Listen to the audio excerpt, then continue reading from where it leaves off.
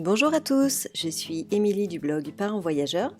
Avec Floriane, nous vous donnons rendez-vous 2 fois par mois pour parler voyage en famille en compagnie d'invités aux parcours inspirants. Alors ne pensez plus à rien et laissez-vous porter. Bienvenue dans ce nouvel épisode.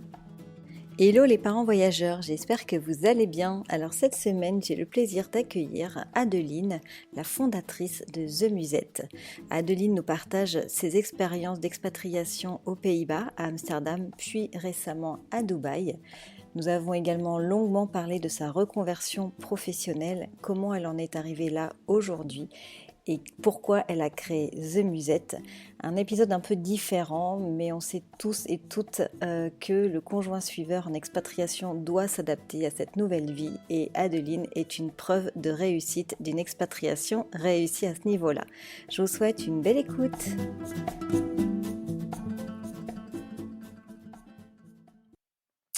Bonjour Adeline, je suis heureuse de t'accueillir sur le podcast ce matin, enfin aujourd'hui. Je suis ravie d'échanger avec toi sur tous les projets d'expatriation que tu as pu vivre.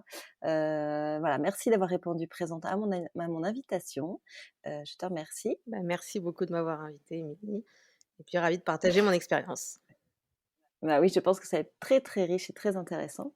Alors pour ceux et celles qui ne te connaissent pas, peut-être tu pourrais commencer à te présenter ta famille et d'expliquer où tu vis actuellement. Mmh.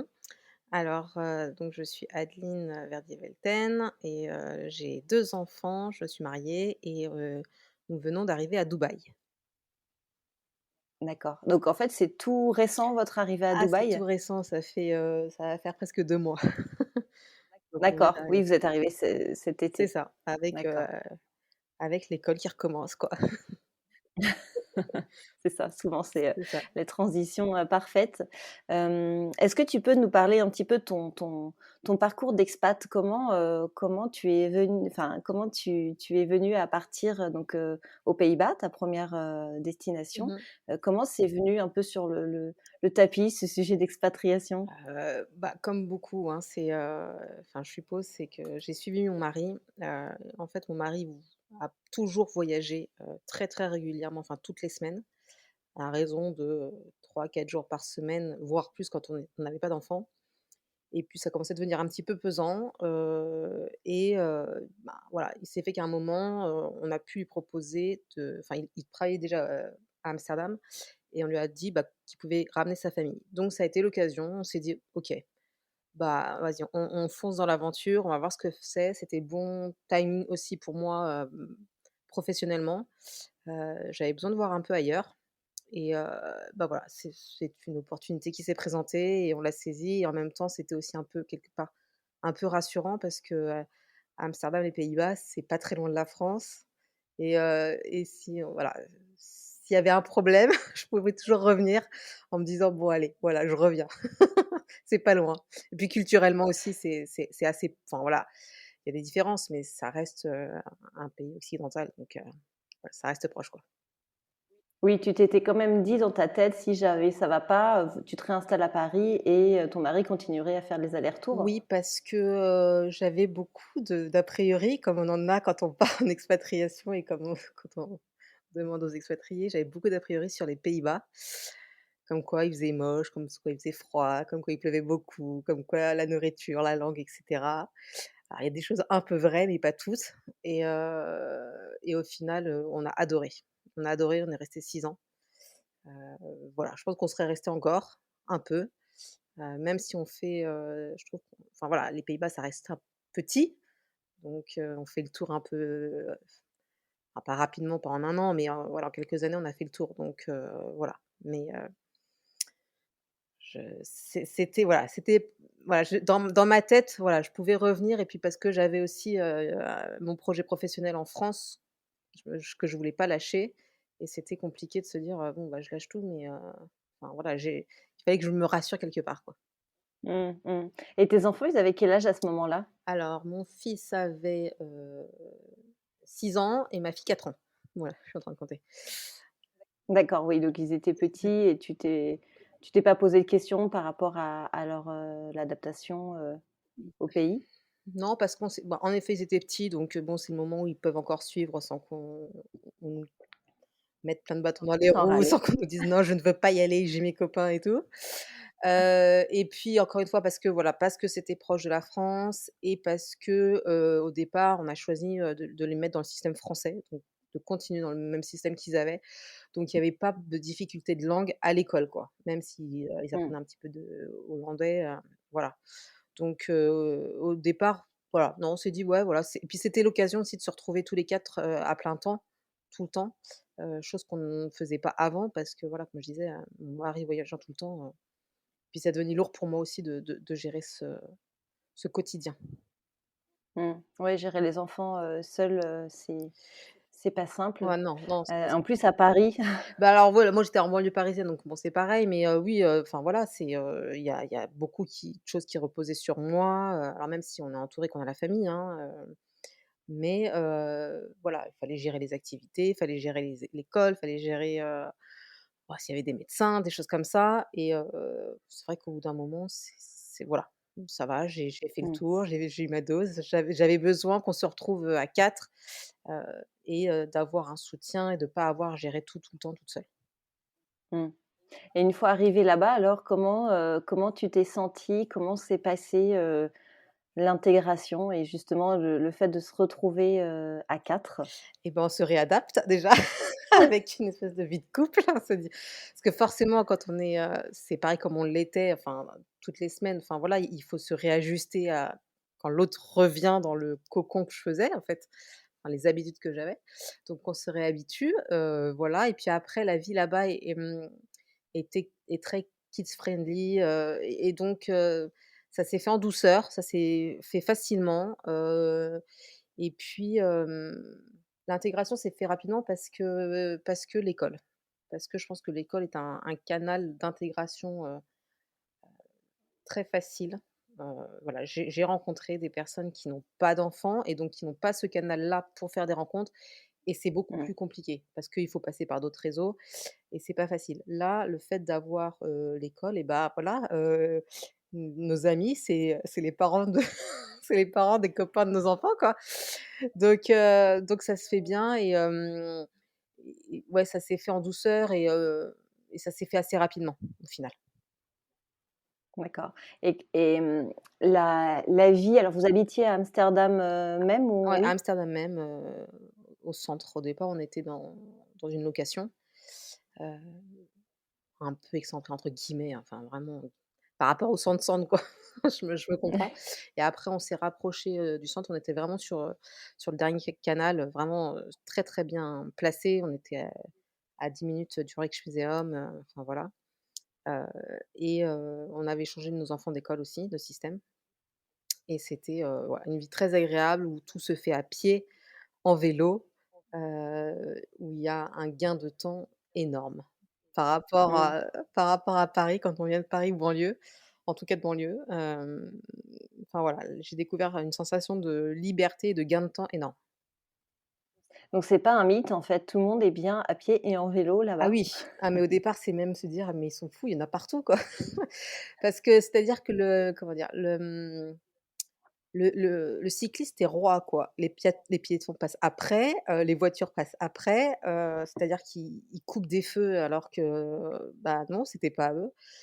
Donc voilà, mais c'est vrai que ça ajoute au côté, agréable de la ville, et à cette sensation, bah, voilà, on fait tout en 5 minutes, quoi et encore je et enfin et en plus de ça, comme je disais, on a un gain de temps parce que c'est-à-dire que quand, moi à Paris, il fallait que j'aille d'un point A à un point B, on mettait 20 minutes. Bon, ouais, c'est long 20 minutes, et encore, c'était dans les bons jours, hein.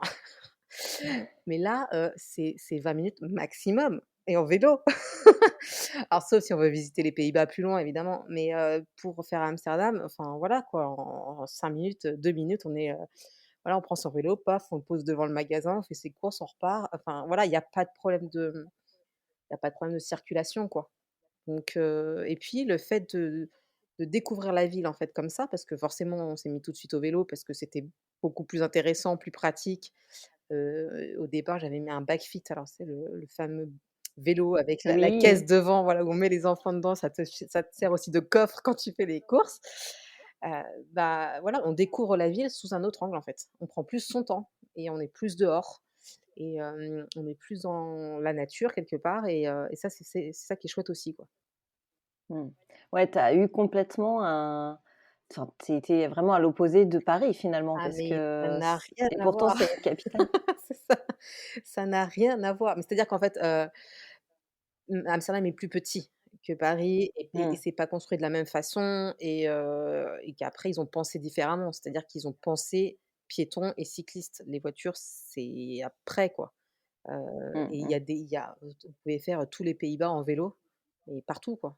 Heu, donc c'est pensé pour ça. Il y a des pistes cyclables partout. Ici enfin à Paris, non, c'est sur des zones et puis des Mmh. fois c'est à côté des couloirs de bus donc non, c'est pas du tout pensé pareil donc c'est forcément on compare, et pour nous dans notre cas, et alors même s'il faudrait pas le faire, hein, parce que bon voilà, c'est 2 choses différentes, Mmh. mais bon, on est amené à comparer et forcément on nous dit: «Mais c'est carrément mieux Amsterdam» parce que voilà, on a accès à tout plus vite en fait et qu'il y a, ce côté petite boutique, petit commerce, heu, qu'on peut retrouver quand à Paris même en fait, dans son petit quartier quoi. Oui. Là, voilà, moi qui venais de banlieue, bon bah, pour aller dans Paris, il fallait prendre la voiture ou le métro et ça prend des plombes et tu peux tomber sur des embouteillages et sur des grèves et des machins et donc tu te dis: «Mais voilà, je perds un temps de dingue». Alors que là, Amsterdam, Mmh. bah non, non. Tu sais que tu sais que tu vas mettre 5 minutes pour aller au magasin faire tes courses, quoi. Il y a pas de problème. C'est une sacrée liberté d'esprit en fait de se dire que tu as tout à portée de main, sans stress, Ouais. ça doit changer Ah quoi. oui, ah oui, non, mais c'est du luxe, hein, Mmh. clairement. Mais après, tant mieux, hein, ils ont la ville est pensée comme ça, ils ont développé comme ça, tant mieux, et puis après, c'est une ville aussi qui est très au niveau architectural, qui est très belle. Enfin, moi, j'ai beaucoup aimé. Heu, c'est voilà, encore une fois, c'est petit, les maisons sont voilà, il y a la maison la plus petite d'Amsterdam qui est, si je me souviens bien, est à côté de la maison d'Anne Frank. Elle fait, 1 mètre de large, tu vois? Donc c'est voilà, c'est cosy, il y a une histoire derrière tout ça et les canaux, enfin, ça fait partie de tout ça et Mmh. la mobilité aussi fait partie Mmh. de leur histoire et de leur Mmh. fonction bah, de se véhiculer, quoi. Mmh. Et donc du coup, tu parlais des clichés tout à l'heure et notamment, la météo, mais aussi tu disais qu'ils vivaient finalement beaucoup Ouais. dehors. Il y a pas quelque chose qui est pas compatible? Comment Non, alors, c'est-à-dire que comment ça se passe? moi, une des premières choses qu'on m'a dit, c'est que tu vas apprendre à sécher de rapidement et c'est vrai. Bah, enfin, c'est vrai parce que bon, quand il pleut, il y a des fois, c'est des grosses drages comme on dit et bon alors et en fait, tu dis: «Bon OK, mais c'est quoi? C'est pas si grave quoi, tu es trempé» et c'est parce qu'en fait, on le prend plus dans la figure parce qu'on est dehors, parce qu'on fait ses courses en vélo et cetera et qu'on va pas prendre sa voiture justement pour aller faire 100 mètres et qu'on pourra pas se garer ou que ça sera payant et cetera. Donc autant le faire en vélo. Bon, OK, tu seras trempé, voilà. Moi, j'ai des bons souvenirs avec mes enfants d'aller prendre le vélo, pour aller acheter un vêtement et revenir alors qu'on n'avait pas prévu une grosse saucée qui arrive. On se retrouve trempé, mais bon, on est mort de rire, quoi. Donc voilà, alors que quand on est en tout cas, je parle banlieue pour aller à Paris où, bah, tu prends la voiture donc la pluie tu l'as pas quoi. Tu as pas Mmh. cette sensation de nature directement sur toi.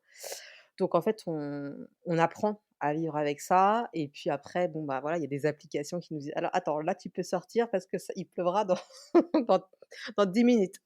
Donc on a un petit créneau, voilà, mais on apprend à vivre avec et puis, et au final c'est pas si gênant que ça quoi.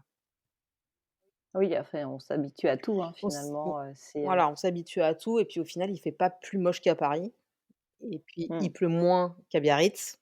Donc bon voilà quoi, c'est en effet des clichés que j'avais. Oui certes, il fait, en hiver, il fait nuit tôt et ça se lève tard.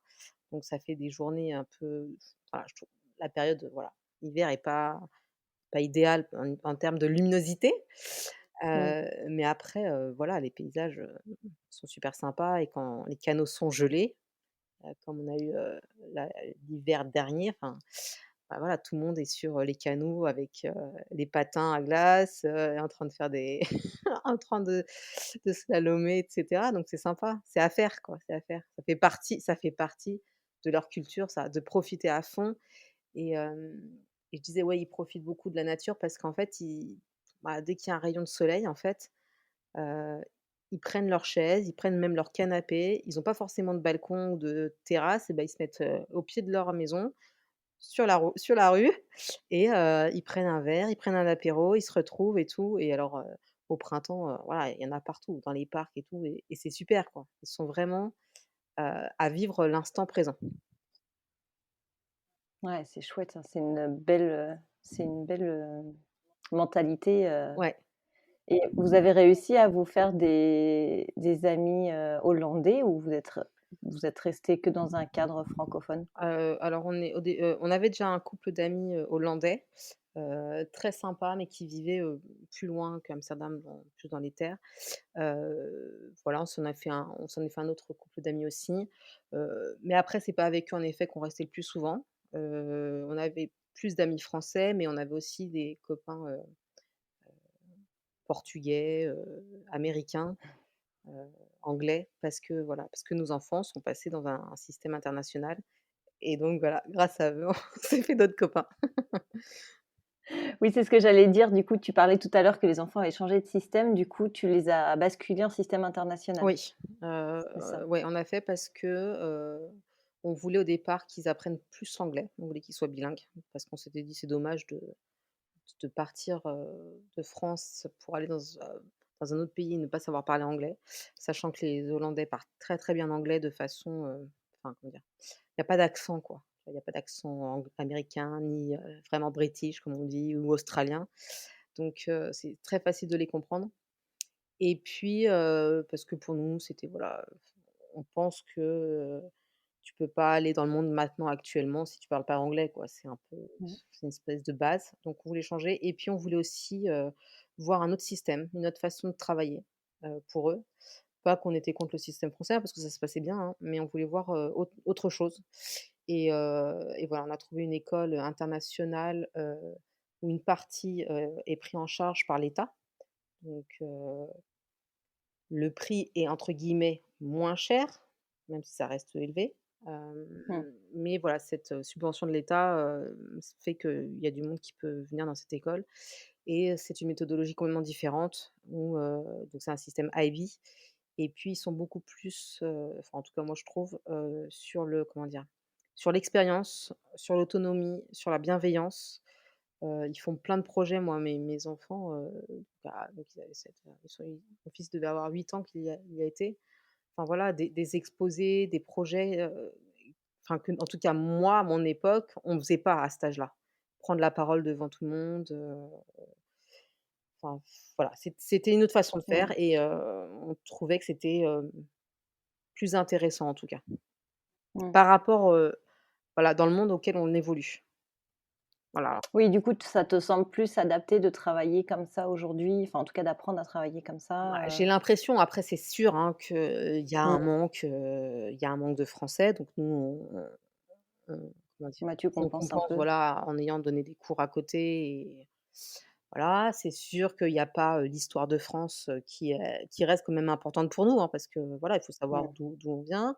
Hem, bon après là, au niveau alors mon fils l'année dernière était au niveau 6e, il y avait de l'histoire et cetera, mais c'est sûr que c'est pas autant, poussé que dans le système français. Mmh. Mais je trouve, voilà, que leur façon d'appréhender les choses, de réfléchir, heu, est pas du tout la même et en effet, je la Mmh. trouve plus adaptée au monde actuel. La façon dont, parce qu'ils ont les enfants ont tellement, tellement d'informations, que ça soit, sur internet, sur les technologies, enfin moi des trucs, enfin je suis perdue quoi. Mon fils il fait des trucs, je fais: «Ah OK, bon je sais pas comment tu as fait ça». Donc voilà et voilà et ils abordent le monde autrement maintenant et je trouve que enfin en tout cas, cette école-là, ces écoles internationales, heu, permettent, bah, voilà, de leur ouvrir un peu Mmh. l'horizon, quoi. Mmh. Ouais, c'est intéressant ce que tu dis, et le système hollandais, vous l'avez tout de suite écarté ou Oui, parce pourquoi que vous l'avez mis de ouais, on côté? l'a mis de côté parce qu'en fait, quand on a bougé, on s'est dit: «Alors déjà, on change de pays, ils auront plus la famille à côté aussi souvent, on va pas non plus les traumatiser avec une langue qui est quand même assez Mmh. difficile». Voilà. Alors, bon, moi, c'est pas ma langue préférée, elle est très gutturale, elle est pas forcément évidente à apprendre, heu Donc au tout début, voilà, on voulait pas du tout les on dit: «Voilà, on va rester dans le système français», histoire de pas trop, parce qu'ils étaient petits aussi, donc de trop les «traumatiser» entre guillemets et puis voilà et puis il se trouve que bon, ils ont fait un petit peu d'hollandais et en changeant d'école en étant dans l'école internationale, ils en ont fait beaucoup plus et à la fin, bon, bah, moi, ils parlaient un peu hollandais, quoi.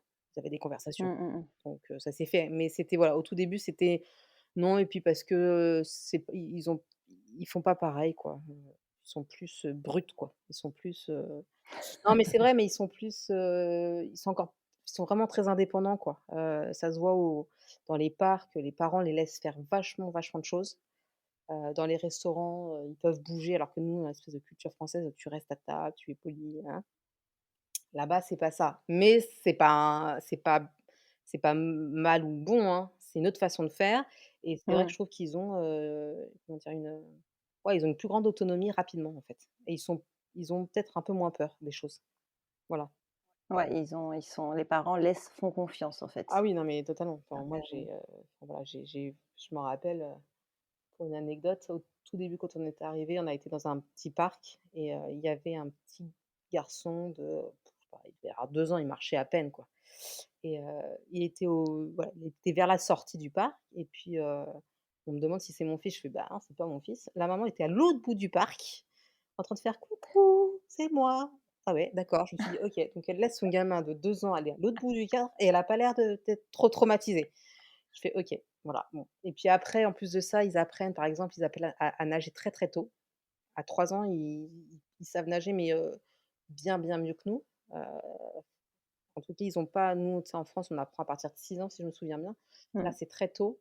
Il y a des diplômes à passer parce qu'en fait, comme on est entouré d'eau, là-bas, bah, voilà, s'ils tombent dans un canal, ils doivent savoir nager, même avec des Mmh. vêtements, même avec les doudounes et cetera. Parce que s'ils font comment dire?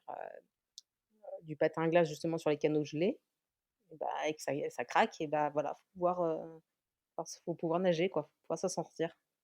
Donc voilà, C'est fou. c'est une autre façon de faire, beaucoup plus indépendante. Ils sont voilà, un peu moins couvés, mais ça a aussi ses bons côtés. Ouais, c'est Mmh. clair. Et toi, du coup, est-ce que tu as, avec ce changement de culture et tout ce que tu peux voir, est-ce que tu as adapté ta manière d'éduquer tes enfants, est-ce que tu l'as fait un peu à la hollandaise? Tu as lâché un peu la bride ou Si, pas? si, je lâchais. Si, si. Si, parce que voilà, il y a enfin, encore une fois, il y a un autre parc, je pensais, où voilà, il y a une espèce de rivière qui passe. Alors moi, au départ, j'étais toutes les 2 minutes en train de regarder où sont mes enfants. Alors il y en a un là, il y en a un là, c'est bon, c'est bon. Et puis à la fin, si tu veux, tu leur dis: «Bon, vous partez forcément à 2, vous vous lâchez pas» parce qu'il y a des endroits où c'est un peu boisé, donc tu vois plus les enfants, mais vous revenez tout le temps, enfin vous devez être tout le temps à 2. Et puis ils partaient, je les voyais pas pendant un quart d'heure. Donc je te dis, voilà, je suis pas non plus hyper sereine, faut pas exagérer parce que je suis un peu mère poule, mais enfin voilà, ça se faisait et ils ont gagné en confiance, ils ont gagné en autonomie et moi j'ai gagné en voilà, faut aussi leur laisser vivre, leurs expériences. Je touche du bois, il Mmh. s'est jamais rien passé de grave, tant mieux. Mais mais oui, ça j'ai appris ça d'eux. Je trouve ça, voilà et puis après, si tu veux, mon fils prenait le métro tout seul, alors que je sais qu'à Paris, je l'aurais jamais laissé. Donc Ouais, c'est ça. Il y a une espèce de bienveillance aussi entre parents. Enfin, par rapport à ce que tu disais tout à l'heure où la maman, elle laisse son fils de 2 ans, est-ce que c'est aussi parce qu'elle sait qu'il y a d'autres parents qui sont autour et qui peuvent aussi, enfin, ouais, surveiller, s'il y a un problème? Enfin, je vois en Espagne, c'est beaucoup ça, tu mmh, vois, ton fils tombe du toboggan, toi, tu es en train de papoter, il y a un autre parent qui va relever ton gosse, lui demander ouais, si ça ouais. va et cetera Ouais, il et y a ça aussi, il y a ça aussi et puis, alors je sais pas, et puis nous, enfin moi je suis peut-être arrivée avec tout ce que les a priori qu'on a on à force d'entendre les informations en France un peu angoissantes de ce qui peut se passer avec des enfants et cetera. Heu, voilà, on part peut-être avec un bagage un peu de panique. Bah, là-bas, forcément, la télé française, si tu veux, elle est plus loin, les informations, c'est plus loin, ça nous concerne, entre guillemets «moins» quoi. On on est embêté avec ce qui peut se passer, mais on est moins touché parce qu'on est loin et mmh. donc voilà, moi, si tu veux, il se passait peut-être des trucs aux Pays-Bas, je le savais pas quoi. Donc Ouais, c'est ça. Tu fais abstraction de tous les faits divers qui peuvent être angoissants à bah, souhait et oui, au parce que et final, puis au bout d'un moment enfin, tant mieux quoi, parce que c'est ouais. tellement flippant d'entendre tout ce qu'il y a tous les jours. Parce qu'à un moment, tu sortirais Mmh plus. mh. Donc quelque part, cette barrière de la langue, là-dessus était peut-être bénéfique et puis, voilà, ouais, il y a eu des je sais qu'il y a eu des soucis, il y a eu des par rapport à tout ce qui est drogue et cetera, voilà, je le sais. Même dans des écoles, il y a des problèmes de drogue, mais bon, voilà, on surveille, c'est pas pire qu'à Paris et voilà, je pense que, voilà, encore une fois, cette barrière de la langue fait qu'on a moins accès, on se donnait pas l'envie d'avoir accès Mmh. à ces informations, peut-être stressantes et ce qui fait que les enfants ont grandi, voilà, dans un environnement peut-être un peu bisounours, mais voilà, au moins ils ont gagné en confiance en eux et c'est ce qui était important. Mmh. Mmh. Ouais, c'est intéressant ce que tu dis, c'est top de voir la différence, Mmh. et voir comment on s'adapte, en fait. Mmh. Et juste pour clôturer, du coup, la partie, Mmh. Pays-Bas, du coup, toi, tu disais que tu avais lâché ton boulot à Mmh. Paris. Tu arrives à Amsterdam, tu installes la famille, tu installes les gosses. Comment Alors, tu l'as vécu, toi, le après? en fait, moi, j'ai eu du mal à lâcher tout de suite. Il fallait que je parce que quand encore une fois, je savais pas si on allait aimer. Enfin, tu vois, entre tous les clichés qu'on se fait, les a priori, en Mmh. imaginant un peu, même s'il faut pas trop imaginer, il faut se laisser porter par l'aventure, voilà, il y a toujours ça. Moi, je faisais des allers-retours tous les 15 jours parce qu'au départ, mon métier, c'était, d'être, restauratrice de tableaux. Donc j'avais mes clients, j'avais mon atelier, c'était mon autre bébé, entrepreneuriat cette Mmh. fois-ci, mais je voulais pas lâcher parce que mince, j'avais mis du temps à le monter et que ça marchait et que j'avais pas forcément envie. Donc pendant les 2 premières années d'expatriation, j'ai fait des allers-retours tous les 15 jours. Donc ouais, il y avait un rythme, il y avait un investissement financier parce que le train aussi, il faut le payer. Voilà, donc tu vois, ça s'est fait progressivement. J'ai pas lâché Mmh. tout de suite et c'est quand j'ai vu que bon, bah, voilà, on s'y plaisait, qu'on n'avait pas envie de revenir à Paris. Pas une fois qu'on a goûté à ce sentiment de liberté, de proximité, de facilité, et cetera. On n'avait pas envie de revenir en banlieue, heu, parce que aussi accès à la culture plus facilement. Parce qu'encore une fois, nous, comme on était en banlieue pour aller à Paris, bah, déjà, en plus de ça, quand tu es en enfin, tu vois, tu vas pas forcément à Paris parce que tu es français, parisien, banlieusard, quoi. Parce que tu fais: «Ouais, mais je Mmh. connais ou j'irai une prochaine fois». Là, tu fais: «Bah, ouais, mais il faut que j'aille connaître, j'ai envie d'aller voir la ville», donc tu le fais plus facilement. Hem, donc je l'ai voilà, j'ai lâché progressivement, mais j'ai toujours gardé ma société, enfin, l'atelier physique, je l'ai lâché, mais mon entreprise, elle est toujours là, j'ai toujours mon numéro, voilà, registre de commerce, pour pouvoir, entre guillemets, «cotiser» un petit peu et parce que Mmh. si on revient, voilà quoi, il faut, repartir à chaque fois à zéro, c'est compliqué. Ouais, c'est clair, c'est clair. Et du coup, tu as vendu ton atelier et Non, tu as alors gardé non, ton non, j'ai rien vendu, j'ai fermé parce qu'en fait, j'étais en une location, en fait, dans un hôtel d'artisanat d'art, donc d'accord, voilà, j'ai arrêté la location, heu et puis, mais ma société, si tu veux, existe toujours. Et j'en ai d'accord. profité pour faire autre chose à côté. D'accord, Voilà. OK. Justement, parlons-en Mmh. de ta reconversion parce que je trouve que c'est ton parcours, il est hyper inspirant. Pour ceux qui connaissent pas, ton parcours, est-ce que tu peux l'expliquer, expliquer qu'est-ce que tu as créé? Oui, bah, alors j'ai lancé un média qui s'appelle The Musette.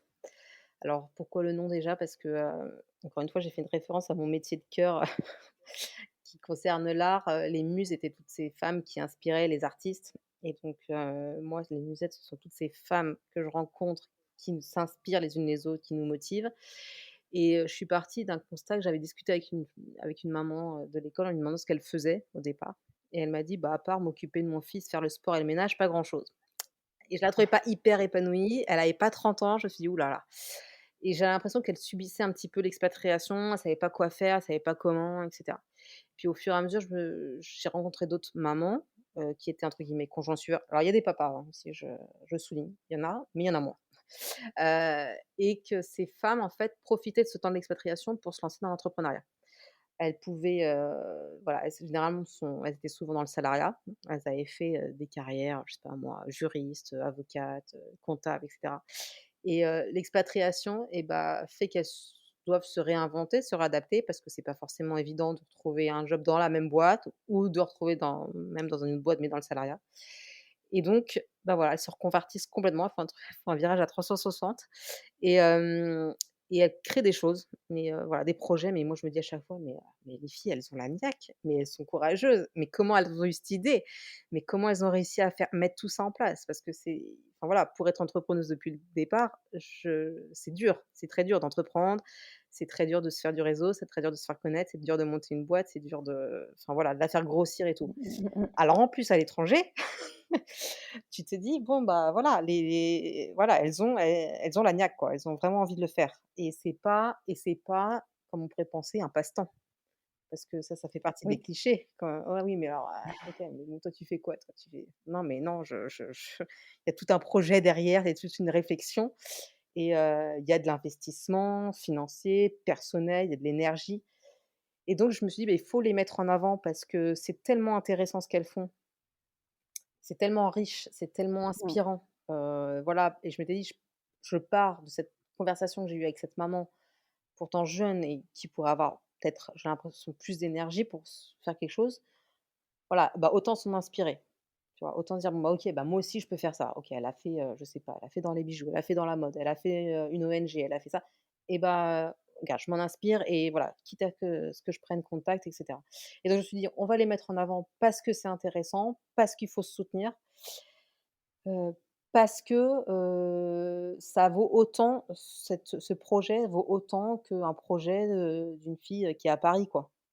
Et c'est pas parce qu'elle est pas à Paris ou à Marseille ou une ville connue ou quoi que ce soit que ça n'est pas impactant Mmh. et je me suis dit: «Voilà, il faut que ça soit un point d'ancrage» et c'est ce que c'est devenu, un espèce de point d'ancrage pour, voilà, pour toutes les nanas qui doivent se réinventer à chaque fois, que se dire: «Ouais, bah, alors attends, là, je suis pas dans la capitale du pays, j'ai pas de réseau, je connais personne, j'ai monté mon business, mais bon, je sais pas tout». Donc voilà, si avec mon média The Musette, on peut les aider, on peut se soutenir, tant mieux.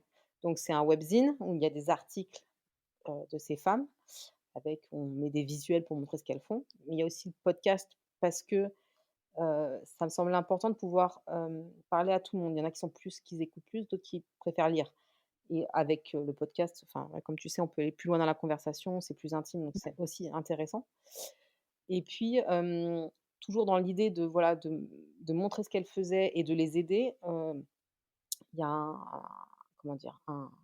Un aspect, scale up, je dirais. Elles peuvent être entourées d'experts dans certains domaines pour développer leur business. Parce que, voilà, encore une fois, tu as changé de carrière totalement, tu montes un site, un projet et cetera, mais tu sais pas forcément monter un site, tu sais pas forcément, gérer les réseaux sociaux, tu sais pas forcément créer du contenu, tu sais pas plein de choses, vendre à l'international. Il y a tellement de choses qu'il faut savoir faire quand tu crées ta Mmh. boîte. Tu deviens multicasquette, C'est quoi. clair. Donc tu peux pas tout savoir et c'est OK, mais si voilà, si on peut avoir une aide extérieure, voilà, donc moi j'ai des experts qui sont là aussi pour les aider et puis, très récemment, toujours dans ce but de, voilà, montrer ce qu'elles font, dire: «Bah, voilà, les projets, la fille, elle est peut-être aux États-Unis, mais regardez ce qu'elle fait, c'est hyper intéressant». On a monté une marketplace, qui vend justement, ces produits de femmes expatriées.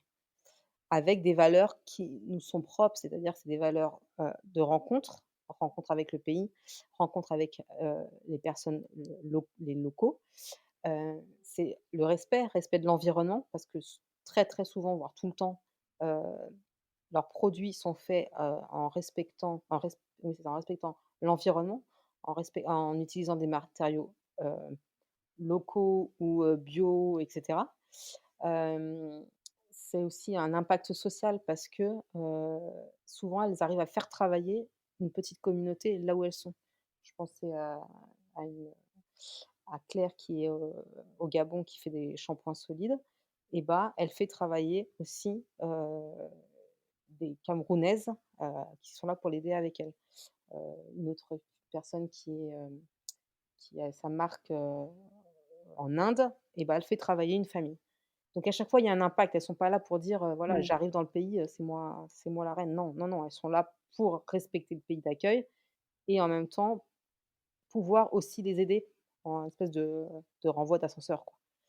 Mmh, mmh Donc mh. voilà, tout ça, c'est toute une continuité pour montrer que, The Musette, c'est un média, une aide de développement business et une permettre une visibilité de produits, d'achat de produits pour consommer autrement, en fait. Parce que moi, maintenant, je peux plus acheter, je peux plus consommer, trucs en grande distribution, quoi. Ça me gêne profondément, surtout quand je connais tout le parcours qu'elles font, voilà, pour, faire des choses de qualité, heu et jolies, en plus. Mmh mh. Oui, du coup, tu achètes ce produit et ça prend tout son sens, en fait. Bah, Tu voilà, tu aides des familles, enfin, ça a un impact, direct et il y a pas, 50 intermédiaires, c'est ça, exactement. c'est du Et comme je disais, enfin, l'espèce de slogan que j'ai mis, c'est tu achètes pas juste un produit, tu achètes a journey. C'est, vraiment le voyage, mais le voyage entrepreneurial et le mmh, voyage d'expatriation, voyage de rencontre, quoi. mmh, Tu achètes mmh. toute une histoire, en fait. Tu achètes pas que, voilà, tout ce qui va Ouais, derrière, en ouais, fait. ouais, mais c'est génial parce qu'effectivement, on est toutes, aux 4 coins du monde et effectivement, il y a rien qui nous relie et on entreprend tous dans nos pays. Alors des fois, enfin, je vois sur Madrid, il y a des par exemple, il y a des associations qui sont en train de se créer, enfin, des groupes de femmes entrepreneurs, mais il y avait rien du tout, moi, quand je suis arrivée il y a 4 ans, par exemple. Mmh. Donc ça commence à évoluer, mais en fait, il y a pas cette, ce lien, il y a pas ce soutien comme on peut trouver en France quand tu entreprends, tu vas dans ta région, tu vas dans une association locale, tu rencontres des personnes et en fait, effectivement, on est toutes isolées et je trouve que c'était, une super bonne idée de pouvoir regrouper, en fait, créer ce groupe international et se soutenir les unes les autres, Mmh. quel que soit, l'endroit où Mmh on se mh. trouve et parce que ça manque, quoi. Ça manque, Bah, énormément ouais, ouais, à tout niveau. ouais, ouais. Et aussi bien au niveau du soutien, moral que technique. Ah oui, oui. Parce qu'entreprendre, c'est tout ça à la fois et enfin, c'est génial, Merci, je merci, trouve ça j'essaye. super. J'essaye, j'essaye. Non, mais c'est vrai, parce qu'en plus, ça, je me rappelle d'une conversation que j'avais avec, une fille, qui fait partie de mon groupe Facebook, mais, elle vit, au Danemark, mais pas à la capitale. Donc si tu veux, elle est et puis elle avait pas le canal école pour se faire des relations. Donc c'est Mmh. compliqué, tu as pas le canal école, tu es pas dans la capitale, tu parles pas la langue. Bon, puis tu rajoutes le covid par-dessus ça, là, tu es bon, là. Tu vois? C'est hyper difficile. Donc j'essaie de prendre à chaque fois avec toutes celles que j'ai interrogées, alors c'est pas évident parce que je commence à en avoir pas mal, mais de garder contact. J'aime revenir 1 an après, j'essaye à chaque fois, hein, mais bon, monter un projet seul, tu vois? C'est long, c'est compliqué de tout gérer. Mais de revenir 1 an après sur ce qu'elles sont devenues, parce que c'est intéressant de savoir si elles ont réussi, enfin «réussi» entre guillemets, si ça continue leur projet ou pas. Si ça continue pas, c'est pas grave, mais pourquoi? C'est intéressant que les autres se disent: «OK, bon, bah, elle peut nous donner son conseil pour dire: "Bon, bah, moi là-dessus, j'ai un peu raté parce que voilà". Heu, mais dire aussi: «Bon, bah, elle a réussi parce que voilà». Tu vois? Et Mmh, avoir, mmh mh. les 2 aspects. Et j'essaie d'adopter un peu la mentalité, américaine qui est très, enfin, il y a pas d'échec, quoi. Non, tu l'as Mmh. fait. Tu Tu l'as fait, mais c'est super, tu l'as fait, mais bravo. Et j'essaie de voilà, de transmettre ça, enfin dire voilà, c'est ça qui est important, quoi. Et de pas avoir ce côté Mmh. par contre français qui: «Oh là là, tu raté, mais mon Dieu, mais» ou alors: «Tu vas te lancer là-dedans, mais t'es sûr? Mais non, mais pourquoi?» Voilà, tu vois?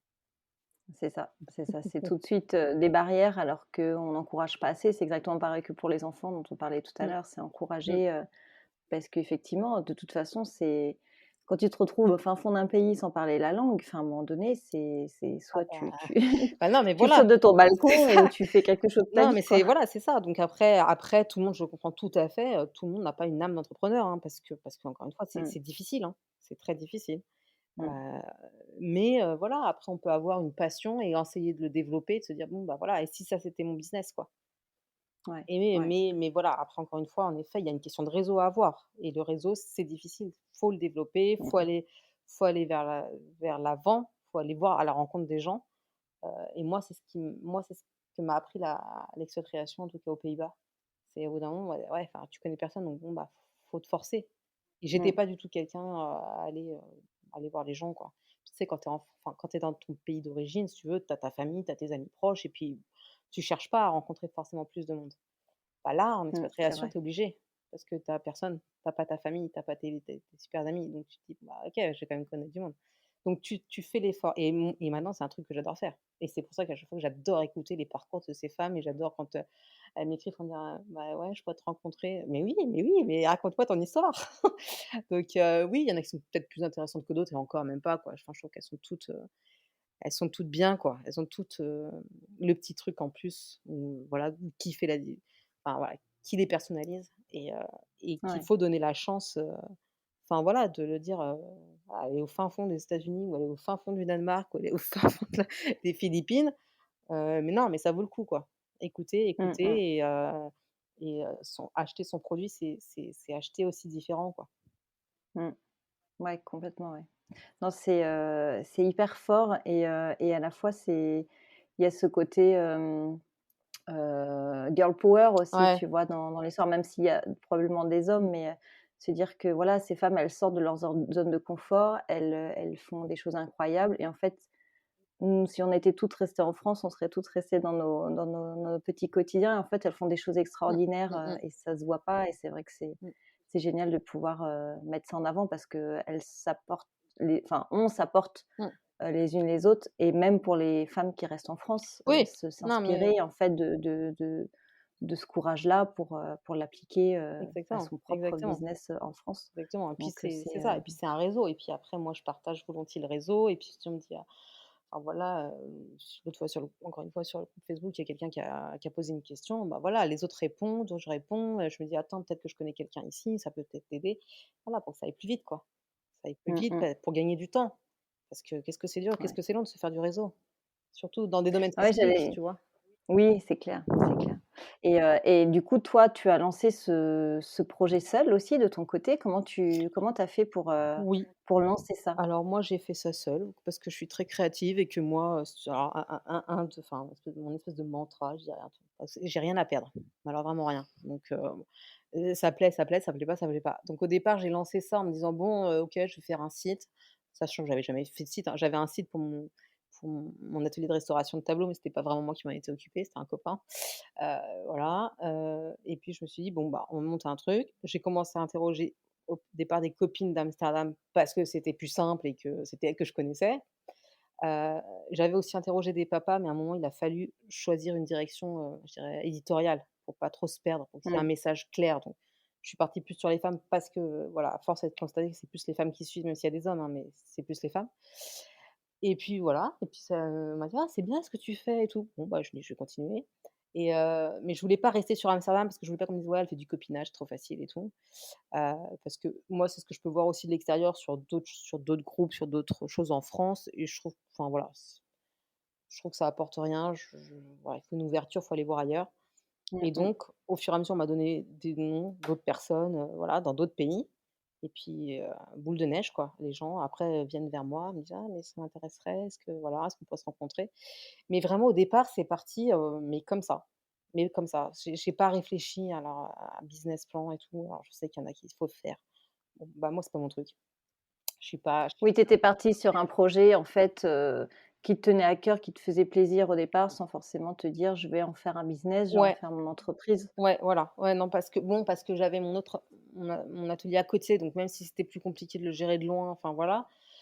Et puis de toute façon, je voulais trouver un projet nomade. Je m'étais dit, parce qu'on m'a dit: «Mais pourquoi tu as pas continué la restauration de tableaux, à Amsterdam?» Ouais, mais parce que déjà, le loyer était beaucoup plus cher. Parce que se faire une clientèle dans ce domaine-là d'artisanat d'art, c'est l'artisanat d'art, c'est du luxe. Tout le monde se paye pas une restauration de tableaux et puis moi, je savais pas combien de temps on allait rester. Si dans 3 ans, tu vois, avoir une clientèle, puis on te dit dans 3 ans: «Bah, tu arrêtes». Ah ouais, mais non. Ah non, je recommence pas, quoi. C'est trop long, c'est trop d'investissement, donc c'est pas possible. Donc je voulais trouver un projet que je puisse emmener partout. Donc voilà, là, c'est bon, ça, c'est le cas et à part gérer le décalage horaire, si tu veux, je rencontre du monde de partout aussi, il y a pas de problème. Mais ça s'est fait hyper naturellement, en fait et parce que j'avais rien à perdre et que les gens ont Mmh. aimé et que j'ai eu que des bons retours à chaque fois. On m'a jamais dit: «C'est nul ce que tu fais», quoi. Donc je touche encore du bois. Mmh. Mais voilà et une des choses qu'on m'avait dit au départ, on m'a dit: «Ah, tu verras, tu commences ton truc, mais ça va évoluer» et oui, ça a évolué parce que par rapport où j'ai Mmh. commencé il y a, ça va faire bientôt 4 ans, ouais, c'est le projet, il a évolué au fur et à mesure des rencontres et cetera. Mais j'ai pas attendu ça soit super parfait, que ça soit que j'ai fait un business plan et tout, parce que je suis pas du genre comme ça, parce que moi, dès que j'ai une idée, il faut qu'elle sorte, sinon ça reste bloqué dans ma tête. Il faut que ça soit lancé, quoi. Puis après on Mmh. verra. C'est ça, mais après c'est aussi un truc, peut-être typiquement français d'attendre que le projet soit parfait pour le lancer, que la préparation soit parfaite, Mmh. alors qu'en fait, ben, Non, tu peux lancer ouais. et tu peux justement le faire évoluer et c'est ça qui est riche parce que du coup, tu le fais évoluer en fonction de tes envies, de tes rencontres Ouais. et du coup, tu le façonnes un petit peu à ton image Ah oui, et c'est hyper intéressant, quoi. ouais, non, mais c'est ça, hein. Enfin, voilà et puis encore une fois, qu'est-ce que j'ai à perdre? Ouais, voilà, j'ai forcément Mmh, au bout d'un moment, j'ai un peu investi parce que je grossis, mmh, et que, au départ, j'ai fait tout avec des choses gratuites, hein, parce que, faut pas croire, hein, c'est pas parce qu'on est expat que voilà, hein. Un des clichés qu'on a, sur l'expatriation, c'est, riche, doigts de pied en éventail au bord de la piscine, alors je te raconte pas maintenant que je suis à Dubaï. Non, enfin, c'est pas ça et donc j'ai fait avec plein de choses gratuites, je me suis débrouillée, de temps en temps, tu demandes de l'aide, à une copain, une copine pour dire: «Ah, est-ce que tu ferais comme ça?» pour avoir des retours, voilà. Mais tu avances, tu tâtonnes et puis tu mmh. apprends sur le tas en faisant par toi-même, quoi et puis c'est bien en même temps de mettre Mmh. les mains dans le cambouis comme on dit Oui. parce que pour en parler après aux autres, dire: «Ouais, ça va être dur, mais ça va être chouette. Mais ça va être chouette Ouais, derrière», c'est donc vrai, voilà, quoi. c'est vrai et donc du coup, quand tu es arrivée à Dubaï, du coup, tu n'avais pas on va dire, ce poids, de ton atelier en France. Du coup, là, tu avais Mmh. ton projet nomade. Comment tu as vécu, en fait, ce départ, à Dubaï? Bah, c'est tombé bien aussi parce que, voilà, nous, on avait pas mal de copains, qui étaient partis d'Amsterdam parce que bon, bah, ça tourne, hein, il y a des cycles, Mmh. donc c'était un peu dur. On a encore des très bons copains qui sont restés, donc c'est pas évident. C'est pas évident de se dire: «Ah» enfin, voilà, je trouve qu'on pense souvent en eux. Les enfants, ça a été assez dur parce que là, pour le coup, ils étaient plus grands et bah, ils avaient des copains, donc c'est plus compliqué. Mais en même temps, on avait envie de faire une autre expérience. Je voulais pas rester sur une expérience presque «française» entre guillemets, européenne. J'avais envie de Mmh. voir ailleurs, enfin on avait envie de voir ailleurs, une autre culture. Puis il se trouve que bon, bah, c'était Dubaï, donc avec les clichés qui vont avec, hein, mais alors ouais, on est arrivé à l'été, donc avec les températures qui vont avec, et voilà, on commence que seulement à sortir maintenant. Donc c'est pas du tout évident, de d'arriver dans un pays où, voilà, certes avec le covid, mais là c'est pas très gênant ici. Ils sont moins atteints, je dirais. Mais on peut sortir le matin, et l'après-midi, bah, non, il fait trop chaud. Donc tu vas dans les malls. Alors ouais, j'ai fait le mall pour voir ce que c'était. Je le fais 2-3 fois parce que c'est là que tu peux sortir un peu. Mais voilà, cette surconsommation, par contre, me gêne par rapport à Amsterdam, voilà, qui est pas tu vois, c'est pas du tout pareil. Ouais, ouais. Maintenant, voilà, en ce moment, il y a l'Expo universelle, c'est juste top. Moi, c'est magnifique. On a eu des choses, des pays qui mettent des choses en place, voilà, pour te donner envie d'aller voyager, Mmh. ouais, c'est super et puis, voilà, on va commencer à pouvoir aller plus dans le désert. Là, le week-end dernier, justement, on est monté au nord, on était à Oman, enfin à Casbah, mais donc ça fait partie d'Oman. On a pu aller voir, des dauphins, quoi. On a pris un petit bateau avec un un petit guide. Voilà, c'était super chouette. On a été en montagne. Alors oui, la montagne, elle est pas verte. Oui, oui, la montagne est pleine de cailloux et voilà, mais c'est super chouette. Enfin voilà, c'est à voir. C'est un peu lunaire, mais voilà, c'est une expérience à faire et on est content de l'avoir faite, quoi. C'est pas forcément évident parce qu'on est plus loin de la famille, on est plus loin des potes qu'on s'est fait. Mais merci encore, voilà, les nouvelles technologies, qui nous permettent de Mmh. nous connecter. Alors oui, on a un décalage horaire et encore une fois, bon, il est que de 2 à 3 heures en fonction des changements d'heure, mais ça reste hyper gérable par rapport à celles qui sont, tu vois? Je pense à ou à Los Ouais. Angeles ou, je sais pas, en Corée, voilà, c'est plus compliqué. Mais voilà, je pense qu'on va ressortir encore une fois enrichi de ça. On va se faire d'autres amis, on a commencé à se faire des connaissances parce que ça va vite, parce que tu te rends compte que: «Ah mais attends, mais toi tu connais, mais je la connais cette fille» et en fait, tu vois, le réseau se fait, puis moi avec les musettes, voilà, ça se développe aussi donc des filles que j'avais interrogées qui m'ont dit: «Ah mais attends, elle vient d'arriver à Dubaï, tiens je te mets en contact», tu vois? et ça se fait facilement et c'est ça qui est chouette, quoi. Ouais, C'est ça qui est chouette et là, c'est c'était pas c'est la forcément magie du ouais, réseau. voilà et c'est pas forcément via l'école, là, aussi, tu vois? Donc ça a été une Ouais. autre façon de le faire. Donc voilà, content d'avoir fait de faire ça et surtout, bon, bah, là, tu as soleil 24/24, quoi. Donc tu le Là, matin, c'est tu le réfléchis pas. sacrée transition. Ouais, le matin, tu réfléchis pas à ce que tu vas mettre, quoi. Tu fais: «Bon, je vais y aller en tongs».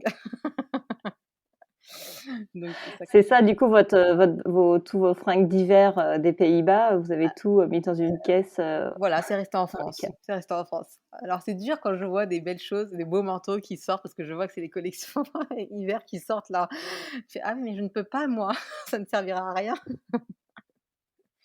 Mais non, non, Ouais. c'est vrai que c'est hyper agréable et là, voilà, là, on a les températures qui commencent à être bien et on m'a dit: «Tu vas voir, ça va être les 6 prochains mois, ça va être le paradis au niveau des températures». Donc voilà, je te confirmerai ça dans au bout de 6 mois. Bah, du coup, on va suivre sur Insta. Déjà, j'ai suivi un peu les stories Mmh, sur l'expo là. mmh. C'était juste, Ah, juste dingue. ouais, Donc ouais, ouais, là, on va pouvoir suivre la suite, les sorties, exactement, ouais. les petits week-ends avec tout ça, ça va être canon. Du coup, ça va, les enfants, ils le gèrent bien là maintenant qu'ils sont, enfin, qu'ils voient le pays, comment il est, la diversité, comment ils le gèrent. Si, ils sont contents, c'est sûr qu'Amsterdam leur manque encore, tu vois? Je quand ma fille qui me dit, Mm. «Oh ma copine me manque, Amsterdam me manque» et cetera. Ouais, mais ça fait que 2 mois qu'on est là, même pas, donc c'est normal. Ouais, ils C'est sont en pleine normal, ils transition, sont quoi. voilà. J'espère qu'on va à maintenir le lien, qu'ils vont réussir à maintenir le lien, avec leurs copains grâce à WhatsApp et cetera. Et puis moi aussi, il faut que je prenne des nouvelles des parents et cetera. Donc je crois que c'est le plus compliqué, mais après faut se donner les moyens, quoi. Enfin voilà, faut Mm. se faire, ouais, faut faire cet effort-là si on veut que ça reste pour eux parce que, les enfants qui grandissent en expatriation, heu, ils ont moins, la possibilité, je dis pas qu'ils l'auront jamais, hein, mais il a moins la possibilité d'avoir un copain d'enfance comme nous on aurait pu avoir, qu'on a depuis la maternelle jusqu'à, voilà, Mm. ou voilà, depuis le primaire. Eux, c'est plus compliqué. Donc là, ils ont eu des super potes, donc j'espère qu'ils vont arriver à maintenir le lien et voilà. Mais c'est un travail, mais c'est comme Ouais, pour c'est les un adultes, hein. travail de. Faut Oui, oui, c'est faut vrai. faut le travailler l'amitié, donc voilà, après, mais sinon après ils sont contents, voilà, enfin, qui serait pas content d'aller voir, les dauphins, être à 1 mètre des dauphins, enfin, quand on a pu le faire, quoi, tu vois? Donc c'était chouette, quoi et puis, voilà, Ouais, ouais. de visiter autre chose, de faire des expériences différentes parce qu'on est dans un pays avec une culture totalement différente. Tu vois? Ça quand ils entendent, ici, le chant pour, heu, pour l'appel, les mosquées qui voilà, qui font l'appel, voilà, c'est curieux, quoi. Mais, ça fait partie de la culture, voilà, le fait de voir les hommes habillés autrement, tu sais, avec toutes leurs tuniques blanches et cetera. Mmh. Bah, voilà, ils apprennent et l'expo universelle aussi, elle aide aussi en ça parce qu'on peut voir plein de pavillons de tous les pays et on se dit: «Ah ouais, là-bas, c'est comme ça». Ça peut être pas mal aussi à aller voir. Donc ça attise la curiosité aussi et ça fait qu'ils sont hyper ouverts, je trouve. Ils sont pas du tout, enfin voilà, le fait aussi d'être dans une école internationale, moi, ils ont des copains de toutes nationalités. Donc si tu veux, Ouais, et ça, c'est ils énorme les ça. voient pas. Ils les voient Mmh. pas. Enfin, Amsterdam, c'est une école super chouette, petite. Petite école donc de proximité, donc très, très sympa. Mais il y a mes questions, diversité, il y a moins. Donc voilà. Là, Mmh, bien mmh sûr, mh. ils ont des potes indiens, américains, hollandais, espagnols, italiens. Donc si tu veux, ils s'adaptent et puis quand ils font des plaidettes, bah, voilà, c'est pas pareil, quoi. Mon fils était chez à un moment, il était chez un pote qui est, japonais. Bon, bah, voilà, il a pas mangé pareil, il s'est pas couché pareil, mais il s'est adapté. Il s'est adapté et tant mieux parce que voilà, il va falloir s'adapter dans la vie, tu vois? C'est pas C'est ça. trop C'est un super, cadeau en fait, ouais. que là tu leur offres, Bah, écoute, on en vivant espère, on verra ce là-bas que et ça donnera, voilà, d'ici, d'ici quelques années. Mais, oui, c'est voilà, moi, ce qui me fait culpabiliser un peu, parce que je pense qu'on est un peu toutes comme ça quand on fait bouger les enfants, c'est de se dire: «Bon, bah, on les a enlevés, de leurs potes, de leur pays où ça c'est bien et cetera». Mais, et puis ils ont, comme je te disais, ils auront peut-être pas le super ami d'enfance pendant toute leur vie, mais qui sait après, enfin voilà, moi, j'ai pas forcément trouvé ma meilleure amie, je l'ai trouvée, à 30 ans, donc c'est pas grave, tu vois? Mais même un peu 30 ans, mais bref, voilà. Mais en effet, je Il y a pense pas il y a pas il n'y d'âge a pas pour se d'âge, faire il y a des pas d'âge. amis, Mais en effet, ils ont, enfin, moi, ils font des choses que nous, on faisait pas, quoi. Ah, ils mmh, ont visité déjà il y des a ça. pays, tu fais: «Ah ouais, mais toi, tu as déjà visité ça. Moi, à ton âge, j'avais pas fait tout ça». C'est ça et puis il y a les langues, il y a il y Ouais, a il y a tout ouais, ça, c'est ça. tout, Et puis à l'école, ils apprennent d'autres langues, donc voilà, et enfin, au niveau linguistique, c'est hyper important. Heu, Cognitivement, c'est ils vrai. vont voilà, c'est hyper Ils vont intéressant pour eux. s'ouvrir, carrément. Voilà. Alors du coup, là, vous êtes à Dubaï, tu sais pour combien de temps vous y êtes, pardon? Heu, on va partir sur 3 ans.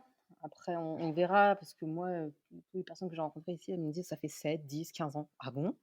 Alors, des fois ça me paraît un peu, alors peut-être parce que j'ai les a priori, hein, encore Mmh. sur Dubaï et cetera. Heu, voilà, je sais pas. À voir, à suivre. L'avantage, c'est que maintenant, tu stresses plus, tu peux partir où tu veux, quand tu veux et tu emmènes ton ordi et ton entreprise, Ah quoi. oui, ça pour ça oui, ça oui. Mais après j'avoue qu'avant de partir, tu as quand même un stress, hein. Tu te dis: «OK, alors là je quitte tout ce que j'ai réussi à reconstruire, je vais dans l'inconnu. Je sais pas ce qui m'attend». Donc tu pars, alors moi j'étais pas partie avec, enfin je m'étais pas rien mis en tête, hein. Je m'étais pas dit: «Ça va être comme ça, comme ça». Bon, je savais que j'allais trouver du soleil, donc ça c'était bien, mais j'essaie pas de trop imaginer. Donc j'essaie de suivre le truc, tu vois? Voilà, de suivre le flow comme on dit, d'aller de rencontre en Ouais rencontre et puis, voilà, de pas mettre de barrières, pas mettre d'autres choses dans la tête. Et puis ça va oui, commencer, parce que du coup, oui. ça s'ouvre que tout doucement maintenant parce que les températures sont meilleures. Donc sinon avant Mmh, c'est pas possible. mmh. Ouais, c'est une vraie nouvelle adaptation, quoi Bah oui. et heu et pour clôturer, du coup, cet épisode, par rapport à toutes les femmes que tu rencontres, est-ce qu'il y a un pays, où tu aimerais vraiment, aller vivre une expérience d'expatriation là-bas? Non mais il y a plein de pays, à chaque fois que je les interroge, je fais: «Oh là là, mais j'aimerais bien les voir, te voir».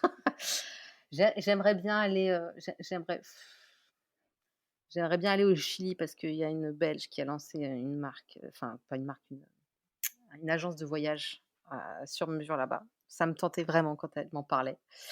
J'aimerais bien aussi aller en Namibie, parce que c'est une Française qui est installée là-bas, qui est professeure de français, qui s'est complètement réinventée et ça avait l'air super chouette.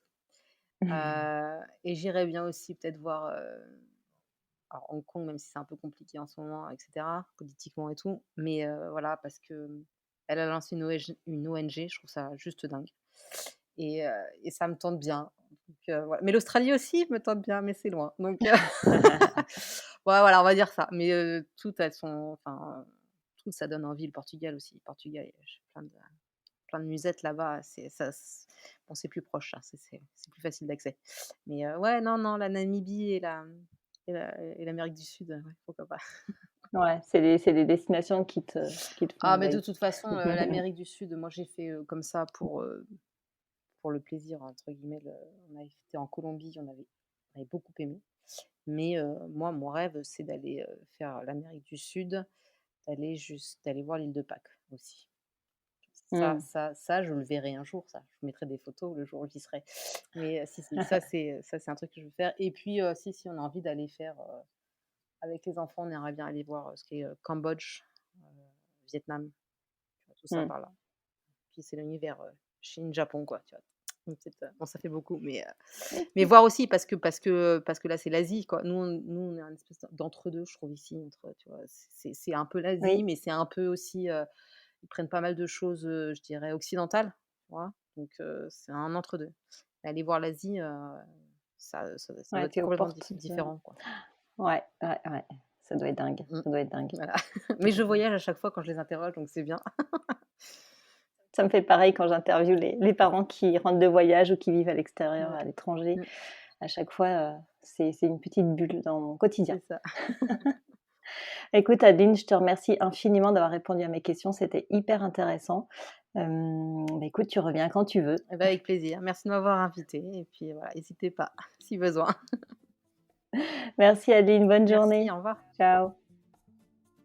J'espère que ce nouvel épisode vous a plu. Si c'est le cas, n'hésitez pas à le partager à votre entourage ou sur les réseaux sociaux. Cela nous aide grandement à gagner en visibilité. Je vous souhaite une très belle semaine et je vous dis à mercredi dans 15 jours. Ciao!